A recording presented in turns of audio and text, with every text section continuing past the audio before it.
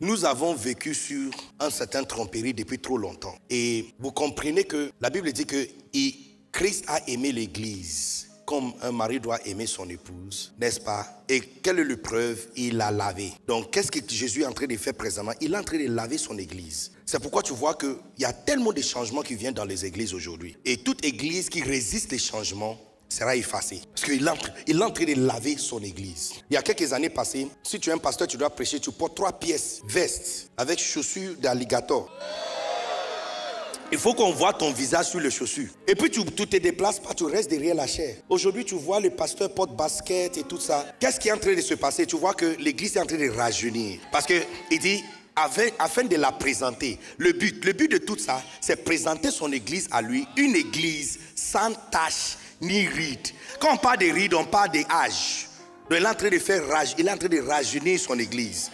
Donc, ceux qui sont énervés quand les jeunes dans l'église sont en train de créer une atmosphère, ce n'est pas nous qui doit conformer à toi, c'est toi qui dois conformer. Réduis ton âge, tu es trop vieille pour être à l'église et tu es trop vieux. Réduis ton âge. C'est que le plan, look, nos parents, quand tu vois nos parents, ils sont même plus forts ils ont l'énergie qu'ils transportent.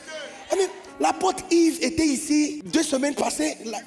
C'est une machine. Nos parents ne sont pas vieux. Nos parents ne sont pas vieilles. Comment tu peux venir, tu as taché pâle à ton âge? Et puis tu demandes aux jeunes de s'asseoir et de se calmer. Bon, j'ai une nouvelle pour toi. Ils ne vont pas s'asseoir aujourd'hui. Bon, je ne sais pas. Peut-être si un autre pasteur va prêcher, ils vont s'asseoir. Mais si Benny Dark prêche, ils ne vont pas s'asseoir. On ne va pas s'asseoir. On ne s'assoit pas. L'église a changé. L'église a changé. Il y a 30 ans passés, personne ne bouge. On s'assoit calme. Et puis on somnole. On prétend d'écouter prédication, mais on n'écoute pas. Meilleur temps, si tu veux un somnifère, c'est le temps de prédication.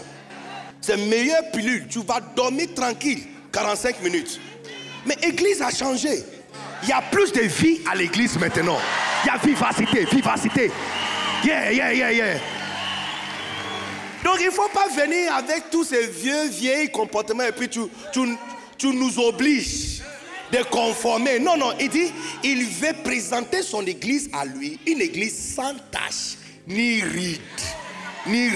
Donc tu vois tous ces messages de sanctification que l'apôtre prêche. Et tous les messages, quand l'apôtre Yves a prêché, il a parlé beaucoup sur la sanctification. Tu vois que tous ces messages, il est en train de laver. C'est Jésus qui est en train de travailler. Il est en train de laver pour que l'église finalement soit sans tache. Et puis aussi, ni ride. Quand on dit ni ride, ça veut dire no age. No age. Est-ce que vous êtes ici, vous êtes parti à la maison? Yes. Donc, on a vécu sur cette tromperie depuis trop longtemps. Et il faut que ça change. C'est ce que Dieu est en train de changer maintenant. Amen. C'est ce que Dieu est en train de changer. Il est en train de nous ramener où on devrait réellement être. Et où est-ce qu'on doit réellement être? Regarde Ephésiens chapitre 4. C'est le verset qu'on a vu hier. Parce que tu n'es pas venu, c'est pourquoi nous sommes en train de parler de ça. Si tu étais là, on n'allait pas parler de ça. Mais comme tu n'es pas venu, on va te donner juste un avant-goût. Comme ça, tu vas aller faire le reste sur YouTube. Regarde Ephésiens chapitre 4, verset 11. Regarde. Et il a donné les uns comme apôtres. Donc nous avons un apôtre ici.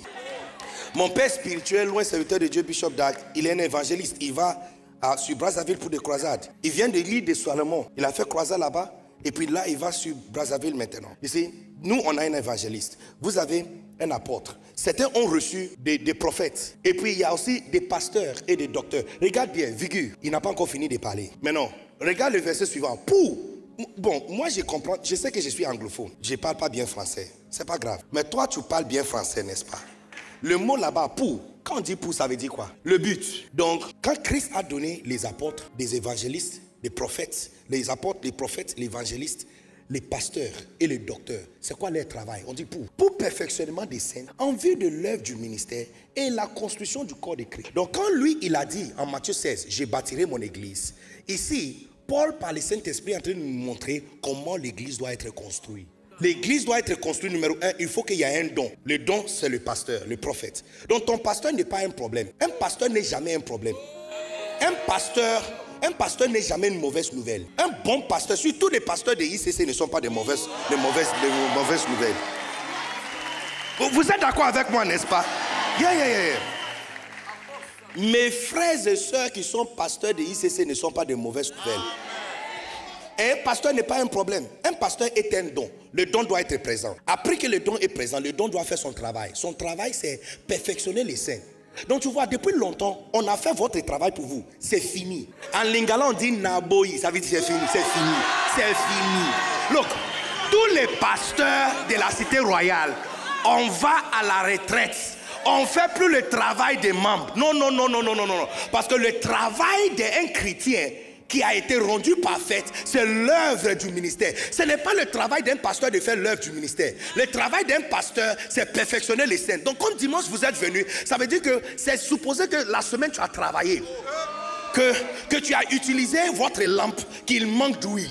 Donc tu es venu à l'église, on va vous recharger, n'est-ce pas? C'est ça perfectionnement. Perfectionnement, ça veut dire que tu manques quelque chose. Tu as été blessé pendant la guerre. Tu as rompu avec un frère au courant de la semaine que tu ne devrais pas marcher avec. Ça t'a blessé, n'est-ce pas? Tu saignes, donc tu es venu à l'église. Et à cause de ça, on va te perfectionner. On va mettre la colle dessus, n'est-ce pas? On va penser votre blessure. Maintenant qu'on a pensé la blessure, lundi matin, tu retournes encore au champ de guerre. Mais il dit, pour le perfectionnement des saints en vue de l'œuvre du ministère. Les gens qui sont appelés à faire l'œuvre du ministère, c'est les chrétiens ordinaires. Pasteur ne fait pas l'œuvre du ministère. C'est chrétien ordinaire qui doit faire l'œuvre. Qui doit guérir les gens? Chrétien ordinaire. Qui doit prophétiser? Les dons de prophétie, ce n'est pas le pasteur, pas pour les pasteurs. Les dons de prophétie, c'est pour les chrétiens ordinaires. Tu es censé aller au travail lundi matin et ton travail, c'est votre champ missionnaire. C'est là-bas que tu es pasteur. C'est ta famille. Ma mère biologique a été prophétesse sur nous depuis de nombreuses années. Elle a été prophétesse. Elle n'est pas pasteur à l'église. Elle n'est pas bergère. Elle n'est même pas responsable à l'église. Son cellule, c'est la maison. Et il y a 4 membres. Moi, ma petite soeur et mes 2 petits frères. On est tous pasteurs. Quand ma mère s'assoit, à sa droite, c'est Révérend Benidag. À côté de moi, c'est ma soeur. À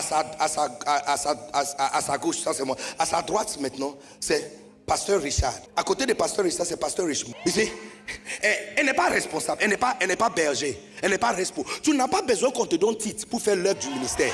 Ça là, c'est passé. C'est l'ancien temps.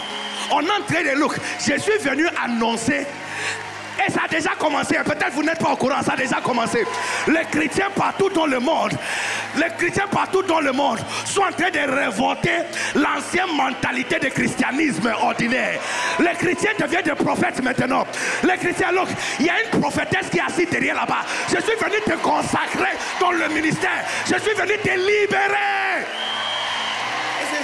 Donc quand Pépé fait venir les dons, dans 2 semaines, il y a des hommes de Dieu qui passent. La porte, il veut passer. Qu'est-ce qu'il est en train de faire?